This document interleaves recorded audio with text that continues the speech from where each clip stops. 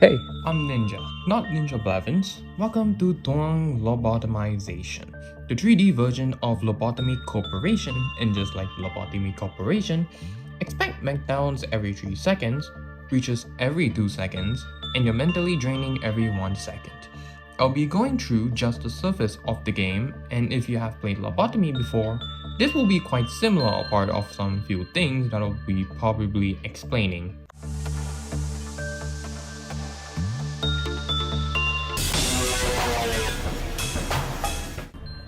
Your goal is to finish quota. Quota can be achieved by researching anomalies. It may sound simple on paper, but there are some issues when trying to finish quota.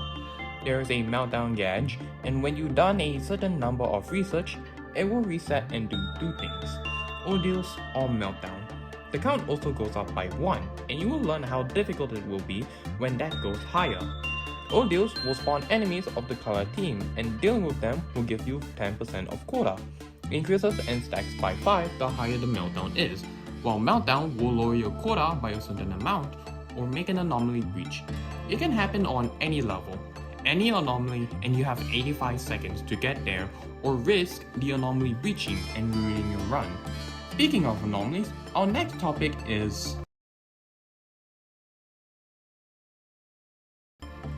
anomalies, the main core of the game. Each anomaly has their respective risk levels: Science, Thief, HE, WAW, and Elf, or in my words, piss easy, very easy, standard, hard, and there are a lot of them, but for this video, I'll just be pointing out all the Roblox or non-lobotomy anomalies currently in-game, and it just so happens that the retro block, the first anomaly you will get, is a Roblox-based anomaly. At first glance, it may think that it's more than a brick. Maybe it has an interesting mechanic that makes you retro or turns you into a cube if your work is poor. No, it's just a brick. Trust me, I tried. Anyways, since it's the first anomaly, it has both weapon and suit, and as well as a gift. It is pretty much a friendly beginner anomaly and helps teach the player how the extraction works. Then we have pair and dummy being original anomalies. Haru Urara from Musume, Subject 1 from Party EXE, and a bowl of candies from SET Foundation. Moving on to Thief, we have Stan from Identity Fraud, Lobo from Zoologology, a birch tree, Tangled Mangoes from NPCs, they are becoming smart, Maxwell, DVD Man from DVD Man, Giggler from Gaggleland, Blissful and Gavinancer, also being a original anomalies, and Siphon Hex Dagger from Decaying Winter. For HE, we got the Narrator and the Break of Creation being original anomalies, House from House MD, Portakiller from Item Asylum, Filmos from Tohu Project, Winning Smile from Infectious Smile, and the Skinwalker from Newscape. For WAW, we got Trawler from The Link, with Shoot and the Skybox being original anomalies, Super Speedster from World Tower Defense, Uncertified from Item Asylum, the War Machine from One Shot, Sly from Bullet Hell Game, and the Illumina from Sword Fight on the Heights. Lastly, for Elf, we got Sledge Queen and Sickler from Decaying Winter. The influence from an ARG recall a Hollow Heart, and King being an original anomaly, or just being put as in chess. Here comes the money. Currency, or in this case, personal lob boxes and unique lob boxes. Just like Lobotomy Corporation, you use these to get equipment. Unique lob boxes can only be used on their respective anomalies and cannot be used on any other anomaly, while personal lob boxes can be used on any anomaly as well as to buy stats. Both currencies can be obtained through researching anomalies. You can also get 5 personal lob points per day passed and 10 personal lob points per finished core suppressions per facility. Gifts are a lot more interesting as they are given through researching certain anomalies.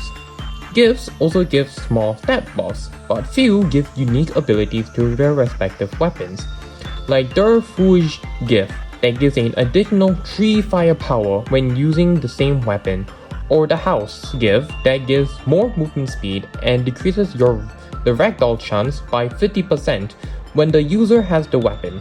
You can also have only 7 equipped, and some are unequipable, so choose wisely.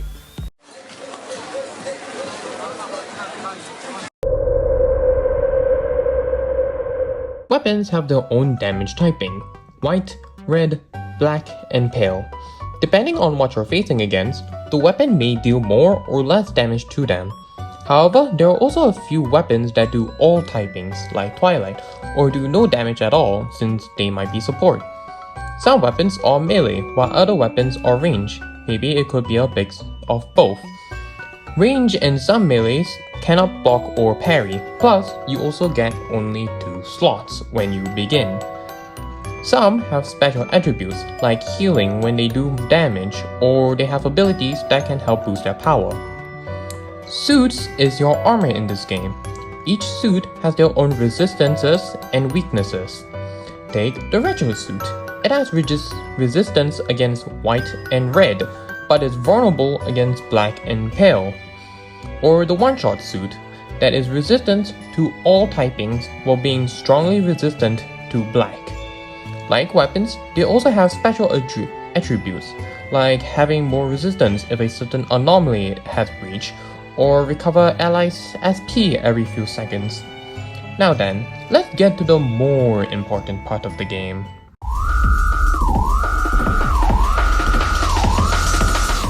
There are 3 meltdowns after day 19, primarily information, training, and security.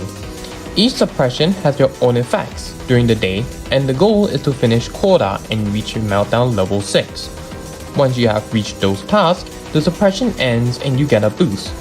Information will disable chat logs, maps, meltdown markers while making the meltdown gauge hidden and the info page harder to read. You get 25% more unique log boxes and work percentage is shown, left being your success rate, and right being the limit of the success rate if you manage to suppress the meltdown. Training will slowly lower your stats by 15, so you'll lose 45 stats total, which is quite a big deal as you only have a maximum of 105 or 85 if I recall. So you'll end up with 50 or 40 health and sanity, plus your work is much slower as well as your walk speed. All new agents will have their stats at level 3 if you successfully suppress the meltdown. Security will disable all forms of heals, including weapons and anomalies. You can only get heals from meltdowns. All healing machines will get 5 more HP and SP. Your co-op, bleeding out while being down, is 25% slower, and you revive players 33% faster if you successfully suppress the meltdown. Among the suppressions, security is the worst to deal with as you can't play as risky as you want to, and research on anomalies that will give huge amount of points. Plus, the oil deals will be much difficult to handle. Information is next as you might run around the facility to find B-mark anomalies. Not only that, without the meltdown gauge, it is harder to know what you are on and what stage it is. Lastly, training. If you have the perk, like your limits, it's pretty much a freebie. If you don't have it, then it's not the end of the world. Play cautiously and avoid dealing with enemies or anomalies. Now for the more specific suppression, Control. Control meltdown will only happen after day 20, and you have to complete Audio on Dusk, which is meltdown 5. Control will randomize all work done for each anomaly, so the anomaly you're researching on used to prefer red now prefers pale or black or white.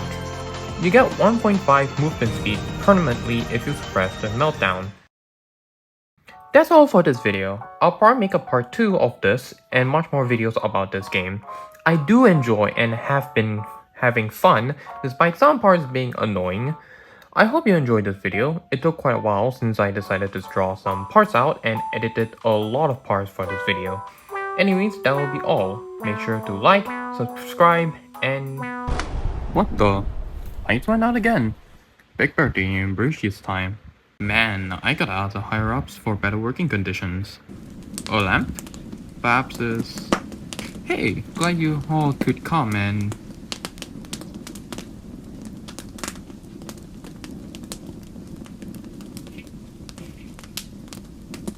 Oh, shit.